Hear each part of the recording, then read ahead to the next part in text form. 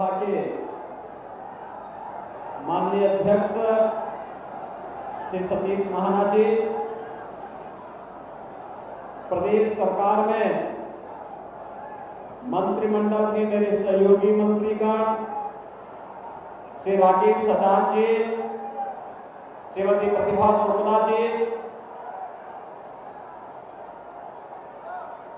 माननीय विधायकगण श्रीमती नीलिमा कटियार जी, श्री अभिजीत सिंह सांगा जी, श्रीमती सरोज कुरीन जी, जिला पंचायत अध्यक्ष श्रीमती स्वप्निल वरुण जी, लोकप्रिय सांसद और भारतीय जनता पार्टी के प्रत्याशी श्री देवेंद्र सिंह भोले जी, पूर्व मंत्री श्रीमती अरुणा कोरी जी, भारतीय जनता पार्टी के उपाध्यक्ष श्री देवेश कोरी जी, पूर्व सांसद श्री आस्करण संगवार जी, जिलाध्यक्ष कानपुर देहात श्री मनोज शुक्ला जी, जिलाध्यक्ष कानपुर ग्रामीण श्री दिनेश कुशवाहा जी,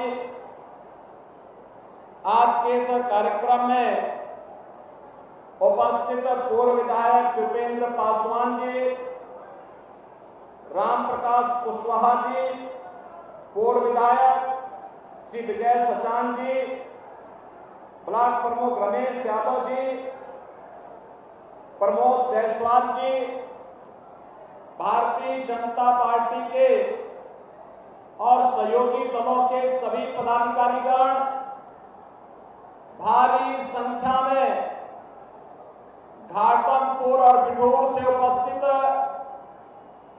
अकबरपुर लोकसभा क्षेत्र से जुड़े हुए मेरे सभी उपस्थित बहनों और भाइयों, इस पावन धरा को, जिस पावन धरा में मां कुष्मांडा देवी की कृपा और दुर्वासा ऋषि की तपोभूमि होने का सौभाग्य जिस पावन धरा को प्राप्त हुआ हो, अनेक स्वतंत्रता संग्राम सेनानी और क्रांतिकारियों को जिस धरा ने जन्म दिया हो, ऐसी पावन धरा को कोटि कोटि नमन करते हुए मैं आप सबका हृदय से अभिनंदन करता हूं, स्वागत करता हूं। बहनों और भाइयों, लोकसभा चुनाव 2024 3 चरणों के चुनाव संपन्न हो गए हैं और चौथे चरण में आपको भी मतदान करना है। अब तक लोकसभा 2024 के आधे चुनाव संपन्न हो चुके हैं। तस्वीर और रुझान इस बात को बताते हैं कि पूरे देश के अंदर एक ही आवाज है कि फिर एक बार और अब की बार 400 पार। बहनों और भाइयों, फिर एक बार मोदी सरकार और अब की बार 400 पार के इस नारे ने ऐसा जादू किया कि विपक्षी दल चारों खाने चित्त हो गए और जब उनको कुछ नहीं उनकी समझ में आ रहा है, तब वे भारत के खिलाफ ही साजिश करने में लिप्त हो गए हैं। अब तक की तस्वीर स्पष्ट है। आपने कांग्रेस, समाजवादी पार्टी और अन्य दलों के नेताओं के बयान को पढ़ा होगा, उसको जाना होगा। चुनाव स्पष्ट हो चुका है। एक तरफ राम भक्त है और दूसरी तरफ रामद्रोही है। राम भक्त राष्ट्रभक्त भी है और इसीलिए तो देश के अंदर आवाज आ रही है कि जो राम को लाए हैं हम उनको लाएंगे। यही कारण है और यह भी तय है, सनातन सत्य है कि रामद्रोही का पतन तो हमेशा ही हुआ है। और बहनों और भाइयों, 2024 का ये लोकसभा चुनाव एक बार फिर से इस शाश्वत सत्य की पुष्टि करने वाला है जब 4 जून को परिणाम आएगा। और इसीलिए आज मैं आप सबसे अपील करने के लिए आया हूं। ये कानपुर की धरती तो वैसे भी पौराणिक भी है, ऐतिहासिक भी है। याद करिए आजादी की लड़ाई के उस कालखंड को, जब झांसी की रानी लक्ष्मीबाई ने अंग्रेजों के खिलाफ संघनाद किया था, तो यही पिठूर से त्यागता टोपे के नेतृत्व में सहायता वहां के लिए प्रारंभ हुई थी। बहनों और भाइयों, यहाँ के लोगों ने देश की आजादी को हमेशा प्राथमिकता दी और उसी प्राथमिकता को ध्यान में रखने के लिए ये चुनाव केवल चुनाव नहीं है, केवल सरकार बनाने का चुनाव नहीं है। ये चुनाव इस बात को भी साबित करने वाला है, एक तरफ मोदी जी के नेतृत्व में जिस नए भारत का हम दर्शन कर रहे हैं, इस नए भारत को आत्मनिर्भर और विकसित भारत की श्रेणी में ले जाकर के दुनिया की सबसे बड़ी ताकत के रूप में स्थापित करना है। राम भक्त जहां इस ओर लगे हैं, वही रामद्रोही आपस में लड़ाने की साजिश कर रहे हैं। पहले जाति के नाम पे लड़ाएंगे, फिर क्षेत्र और भाषा के नाम पर लड़ाएंगे, आतंकवादियों को महिमा मंडन करेंगे, माफिया और अपराधियों को अपने गले का हार एरोप बनाएंगे और फिर इसके बाद अनुसूचित जाति, जनजाति और पिछड़ी जाति के हकों पर कहेंगे तो आपस में ही लड़ रहे हैं। जब तक इनका मामला ठीक नहीं होता तब तक इनके अधिकारों को हम अल्पसंख्यकों को दे देते हैं और यह काम कांग्रेस यूपीए गवर्नमेंट के समय कर चुकी है। याद करिए, जब कांग्रेस की 2004 से लेकर 2014 तक सरकार थी, उस सरकार के दौरान समाजवादी पार्टी और बहुजन समाजवादी पार्टी बिना मांगे उन्हें समर्थन कर रही थी। तब उन्होंने एक प्रयास किया था, पहले रंगनाथ मिश्रा कमेटी की रिपोर्ट, रंगनाथ मिश्रा कमीशन गठित किया। कमीशन ने रिपोर्ट दी कांग्रेस के नेता और चेयरपर्सन के कहने पर कि पिछड़ी जाति को मिलने वाले आरक्षण में 6% काट करके मुसलमानों को दे दिया जाए। भारतीय जनता पार्टी और एनडीए ने उस समय विरोध किया था और कहा था धार्मिक आधार पर देश के अंदर आरक्षण नहीं हो सकता। बाबा साहब भीमराव अंबेडकर ने इस बात के लिए सख्ती से कहा है संविधान में कि भारत के विभाजन का कारण मत, मजहब और धर्म बना था, इसलिए फिर से भारत को हम धार्मिक आधार पर विभाजन नहीं होने देंगे। भारतीय जनता पार्टी के भारी विरोध के बाद कांग्रेस को वह प्रस्ताव वापस लेना पड़ा था। बहनों और भाइयों, फिर इन्होंने सच्चर कमेटी की रिपोर्ट, सच्चर कमेटी का एक कमीशन गठित किया। जस्टिस राजेंद्र सच्चर ने भी यही रिपोर्ट दी कि भैया धार्मिक आधार पर मुसलमानों को आरक्षण नहीं दे सकते। तो कांग्रेस की साजिश का क्या था कि अनुसूचित जाति और जनजाति को मिलने वाले आरक्षण में हिस्सा काटने के लिए इन लोगों ने उस समय क्या किया, कहा कि मुसलमानों की ही कुछ जाति को एससी एसटी में शामिल कर दिया जाए। हम तो समझ गए थे कांग्रेस की साजिश को, क्योंकि कांग्रेस ने हमेशा विभाजन की राजनीति की है। ये विभाजन की राजनीति, बहनों और भाइयों, विभाजन की राजनीति किस कदर की थी इन्होंने। ये विभाजन की राजनीति आपसे किसी से छुपा हुआ नहीं है। देश का बंटवारा किया इन्होंने, लगातार देश के अलग अलग भागों में आतंकवाद, नक्सलवाद को पनपाने का काम किया था। और जब भारतीय जनता पार्टी ने विरोध किया तब जाकर के सच्चर कमेटी की रिपोर्ट भी लागू नहीं हो पाई। अब कांग्रेस उसे फिर से लागू करना चाहती है और इसलिए उसने अपने मैनिफेस्टो में कहा है कि हम इस प्रकार के आरक्षण को देने का प्रावधान करेंगे। बहनों और भाइयों, कल आपने इंडी गठबंधन के एक महत्वपूर्ण नेता के बयान को पढ़ा होगा, जिसमें उसने कहा है कि मुसलमानों को आरक्षण देंगे। कहा है ना। बहनों और भाइयों, ये क्या साबित करता है? ये देश के खिलाफ साजिश कर रहे हैं एक तरफ, और दूसरी तरफ मैं आपसे पूछना चाहता हूं, बहनों और भाइयों, आपने देखा होगा परम राम भक्त उत्तर प्रदेश के पूर्व मुख्यमंत्री सरदेव कल्याण सिंह जी का निधन हुआ। समाजवादी पार्टी ने एक शब्द नहीं कहे, संवेदना का एक भी शब्द उनके पास नहीं था। और बहनों और भाइयों, ये समाजवादी पार्टी और कांग्रेस के लोग जब प्रयागराज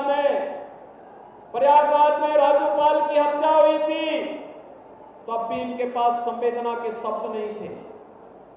केंद्र में कांग्रेस थी, प्रदेश में समाजवादी पार्टी थी। ये जो नापाक गठबंधन है, स्वार्थी गठबंधन है, तब भी था। उमेश पाल की हत्या हुई प्रयागराज में, हम लोगों ने तब भी कहा था, एक गरीब के बेटे को, एक पिछड़े के बेटे को अगर किसी ने मारा है तो माफिया मिट्टी में मिलेगा।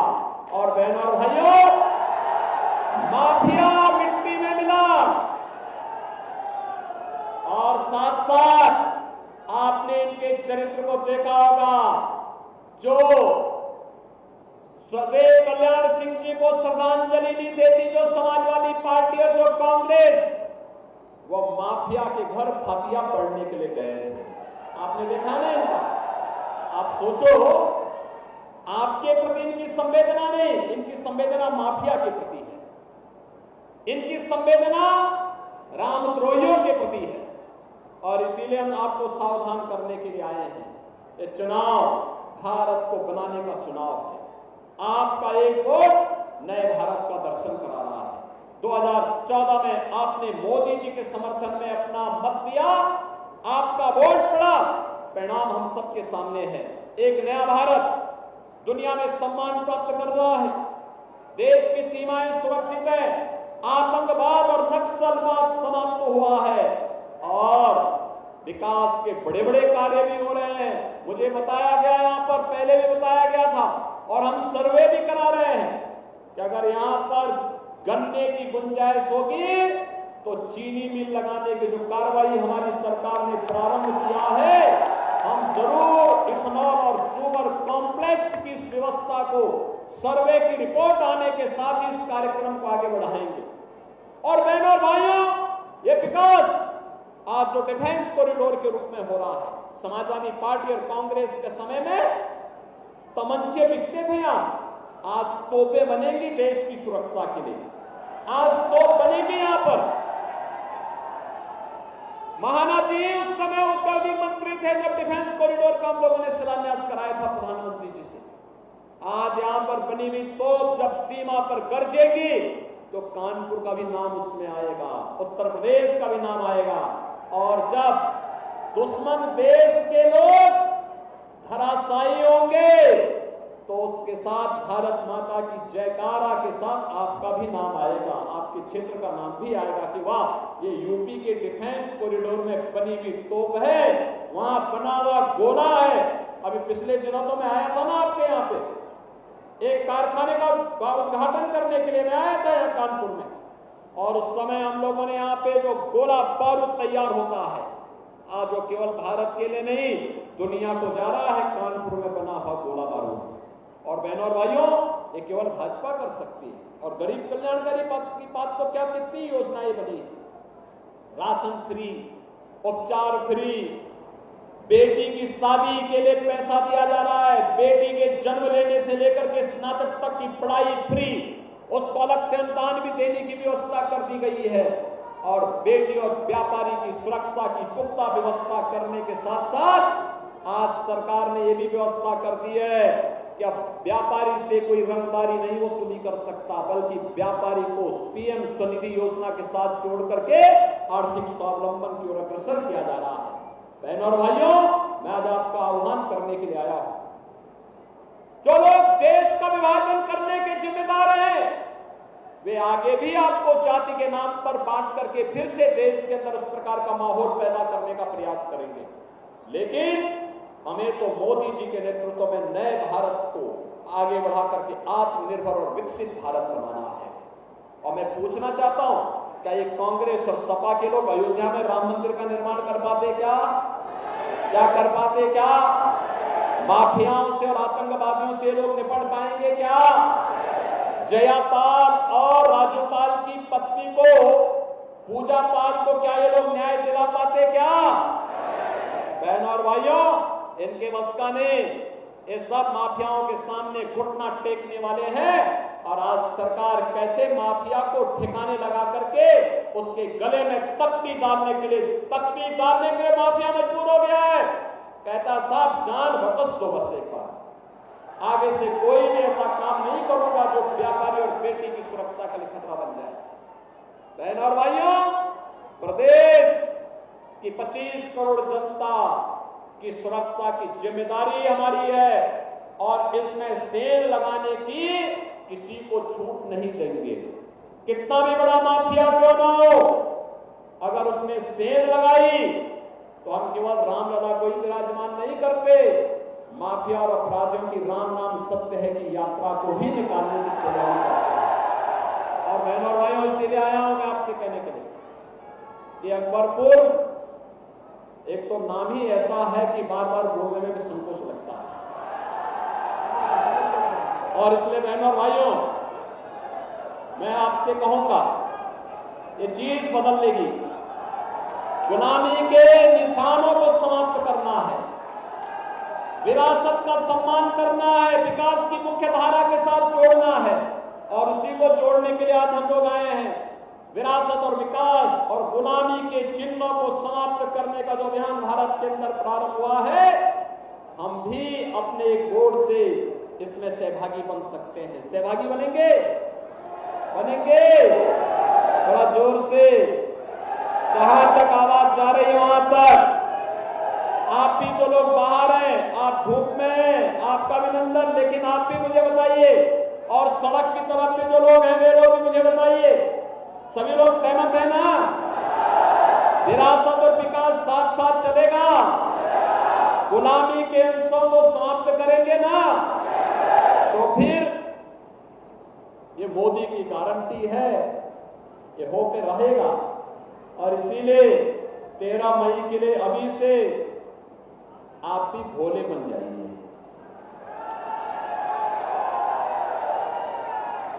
मोदी जी का प्रतिनिधि बन जाइए, घर घर जाइए, घर घर जाइए, लोगों को बताइए कि आपका कमल चुनाव चिन्ह पर पड़ने वाला वोट मोदी जी के खाते में जाएगा। विकसित और आत्मनिर्भर भारत के निर्माण का मार्ग प्रशस्त करेगा। और विकसित और आत्मनिर्भर भारत का मतलब वर्तमान तो सुधरेगा ही सुधरेगा, आने वाली पीढ़ी भी आपका नाम स्मरण करेगी कि मेरे पूर्वजों ने नए भारत का, विकसित भारत का निर्माण करके हमें दिया है। कोई कोसेगी नहीं। आप देख रहे होंगे कांग्रेस के लोग, कांग्रेस के प्रत्याशी अपने नेताओं को कोसते हैं कि इन कमबख्तों ने अगर राम मंदिर का निर्माण करा दिया होता तो हमें ये दुर्गति क्यों झेलनी पड़ती, यही बोलते हैं। कांग्रेस के प्रत्याशी अपने नेताओं को कोसते हैं, कहते हैं कि अगर इन्होंने आतंकवाद और नक्सलवाद का समाधान कर दिया होता तो देश के अंदर जो माहौल आज है, ये माहौल उस समय भी देखने को मिल रहा होता। लेकिन बहनों और भाइयों, ये तो करने की इच्छा शक्ति पर निर्भर करता है। ये काम मोदी जी के नेतृत्व में होना है, श्रेय आपको मिलना है। इसलिए मैं आप सबका आह्वान करूंगा, 13 मई को कमल चुनाव चिन्ह पर से देवेंद्र सिंह भोले जी को भारी बहुमत से विजयी बनाने की अपील करने के लिए हम लोग आए हैं। ये पूरा मंच आया है। सहमत हैं? सभी सहमत हैं? चुनाव के दिन पहले मतदान, फिर जलपान के संकल्प के साथ जुड़ेंगे, मतदान के प्रतिशत को बढ़ाएंगे, किसी भी प्रकार के धूप से, बरसात से, आंधी से, इन सब की परवाह के बगैर पहले मतदान करेंगे। सभी लोग सहमत है ना? और हर मतदाता अपने साथ 2-2 परिवार को मतदान करने के लिए भी लेके जाएगा। मतदान स्थल पर लेके जाएंगे तो फिर मेरे साथ बोलेंगे, भारत माता की, भारत माता की, भारत माता की। तो कानपुर से सीएम योगी आदित्यनाथ को आप सुन रहे थे, जहां बीजेपी प्रत्याशी देवेंद्र सिंह भोले के लिए प्रचार प्रसार करते हुए सीएम योगी आदित्यनाथ नजर आए और इस दौरान उन्होंने विपक्ष पर भी जमकर